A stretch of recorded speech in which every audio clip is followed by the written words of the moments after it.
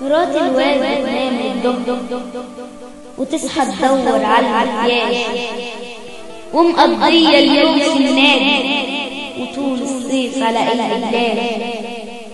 طب ايه رأي الواد يا ولية؟ رافض ولا حياته هنية؟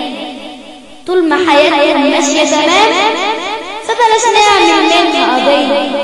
راضي وغصب عنه عايش، بس تهد وخس، لا بتعمل له طبخة امه ولا تكشيله حل خس.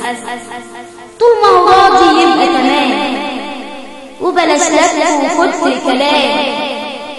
ادعي المولى يصلح حل، واسكتي بقى كده لاجل نام يا حبيبي خلاص هتخد، بس دلعها ده زاد الحد.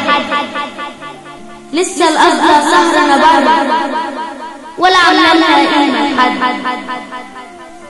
لسه الساعة 9:30، قومي هاتلنا محشي الخس، وبلاش كده للبنت نبص، ويا ريت نفهم ولا نحس. لابسة مخزق حاطة كولون وكم كلمات كده على التسريح، لما بتمشي تقوم الدنيا ماشية تكسس حاجة جديدة.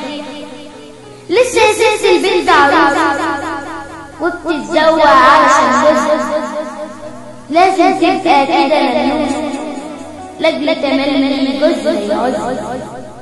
شوف كم سنة ابنك متجوز ولا خلفش حتة عيل، عايشة حياتها ايه على كيفها ولا على شغل البيت بتميل. جيزة ندامة وحاجة تعيب، بنت سهير كانت زي الفل، طول اليوم بتحب المطبخ، تطبخ تكنس ولا بتمل، علشان خاطر وخاطر ابنك سيبك منها ومن عمايلها. عصر ولادنا غير عصرهم، اوعي تطفي في يوم امدل. لسه يا ستي سنة الجامعة ومرات ابنك زي الشمع، بكرة تشيلي ولادها يا ستي، واسكتي حبة لا تنسمع. بتسكت بقى بلانية ادي مرات الواد الحيلة، قلت يساعدك مرة في حزنك بقى يسمع لك كده بكتير. ابنك قلبه يا ستي اختار، وليل ونهار كان قدام دار. ربنا يصلح حالها سهير وهي خطيبها احمد جر، عايشه في شقه لوحدها تندم، ولا بتفكر ولا بتشيل ولا بتقول لي اساعدك مره، وانا شايله لكم حمل فيه. اطلعي منها بقى بهد، خلي الليلة ليلة تعدي، هي الغيرة مش هتفيدك ولا في يوم هتحاول تهد. انت نسيتي ولا نسيتي لما زمان كان اسمك تيتي؟ كنت بتعملي اكتر منها، فاكرة ولا يا روحي نسيتي؟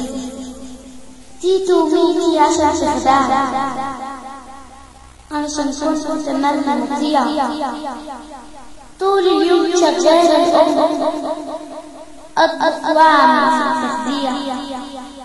قادر يفتح بيت فارق تهدي شوية عليا، أصل قرفني خلاص من البيت والعيشة الغنى النكدية. أنا نكدية عشان بحكي من عيب ابنك كل جرار. أنا كان نفسي أجوز واحدة هادية ورزة وأم عيال. سيبك منها يا ست ونام، وده نشوف منهم أحفاد.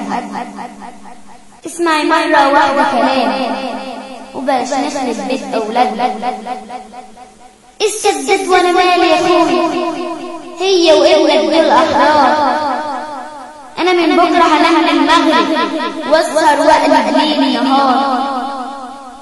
أنا فضية من الحموات اللي ما راضية في يوم تتهد. أنا مش عارف لسه نفسي هسقف البيت بيتهد.